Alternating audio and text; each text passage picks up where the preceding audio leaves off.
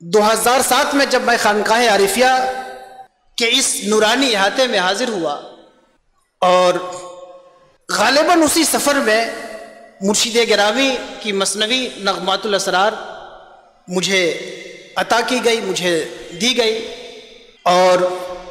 مرشد گرامی کی صحبت میں بیٹھنے کے بعد، مرشد گرامی کی باتیں سننے کے بعد ایک کیفیت سی پیدا ہوئی، ایک عشق کی وادی سے تھوڑی آشنائی ہوئی، کتاب کے تحفے کے ساتھ واپس ہوا۔ نغمات الاسرار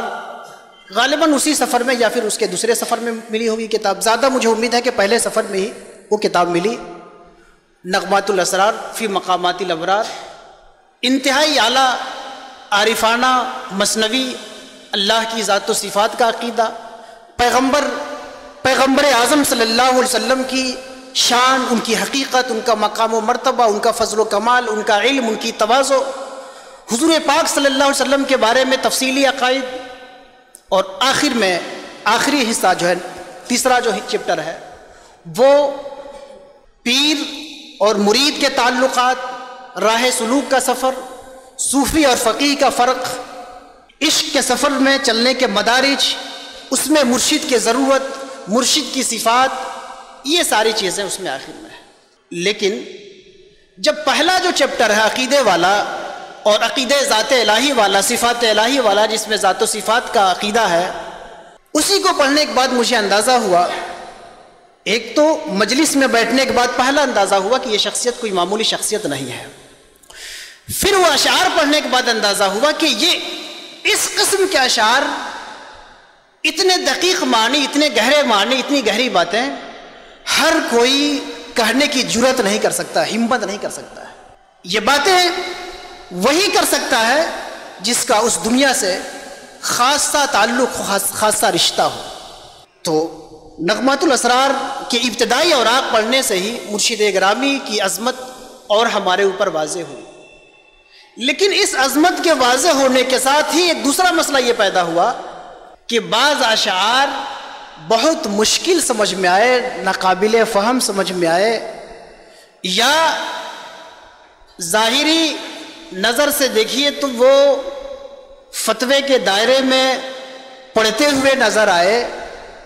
تو چونکہ مجھے محبت ہو چکی تھی، اس لیے میں نے چاہا کہ ان اشعار کو سمجھیں۔ پھر بعد کے اسفار میں جو بار بار میں خانقاہ شریف آتا رہا، اکثر و بیشتر ابتدائی اسفار میں، ابتدائی سفر میں، میں کوئی نہ کوئی شعر، کوئی نہ کوئی مصرع حضور سے عرض کرتا ہے، حضور یہ بات نہیں سمجھ میں آ رہی ہے، حضور یہ شعر نہیں سمجھ میں آ رہا ہے، حضور یہ بات عجیب و غریب لگ رہی ہے، شریعت کے خلاف لگ رہی ہے۔ تو میں یہ باضابطہ بالاستیاب مثنوی کا درس میں نے مرشد گرامی سے تو باضابطہ تو نہیں لیا، لیکن جتنے مشکل مقامات تھے سب کا درس میں نے مرشد گرامی سے خود بذات خود میں نے لیا، اور حضور ہر بار اس کی وضاحت فرماتے رہے، اس کی شرح فرماتے رہے، اور شرح فرمانے کے بعد مطلع صاف ہوتا رہا۔ حضور کی وضاحت سے پہلے وہ شعر کچھ الگ ڈھنگ کا نظر آتا تھا، اس کا قبلہ بگڑا ہوا نظر آتا تھا معذرت کے ساتھ، اور جب حضور کی وضاحت ہو جاتی تھی تو اپنا قبلہ درست ہوتا نظر آتا تھا، سمجھ میں آتا تھا قبلہ تو ہمارے ہی غلط تھا، وہ ہم ہی غلط اینگل سے دیکھ رہے تھے اس لیے غلط دکھ رہا تھا، اس کا اینگل تو یوں ہے، ایسے دیکھنا چاہیے۔ تو اس طرح حضور مرشد گرامی دامت برکاتہم القدسیہ امت فیوزہم ان کی وضاحت کرتے رہے۔ اس کے بعد میرا خیال ہے کہ خود ہی کسی مجلس میں فرمائیں کہ اب اس کی وضاحت خود آپ کریے۔ تو پھر 2011 میں ایک مختصر نوٹ، مشکل الفاظ اور مشکل ابیات، مشکل اشعار کی مختصر وضاحت جو ہے وہ کی گئی، اور 2011 میں نغمات الاسرار کا جو نیا ایڈیشن آیا اس میں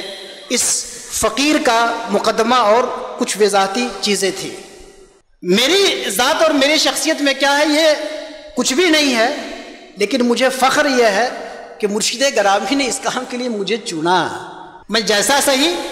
لیکن انہوں نے اس کام کے لیے مجھے منتخب کیا، اس انتخاب پہ مجھے فخر ہے، اس انتخاب پہ مجھے ناز و غرور ہے۔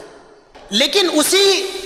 کے ابتدائیہ میں، اسی کے پیش لفظ میں نے یہ بات لکھ دی تھی کہ یہ جو مختصر شرح جو ہم نے کی ہے، مختصر فٹ نوٹ جو لکھا ہے ہم نے، مختصر جو وضاحت کی ہے، اس مختصر وضاحت سے بنتی نہیں ہے بات۔ یہ کتاب ایک مفصل شرح و بیان کا متقاضی ہے، مفصل یہ کتاب شرح چاہتی ہے، اور حقیقت تو یہ ہے کہ میں اپنے تمام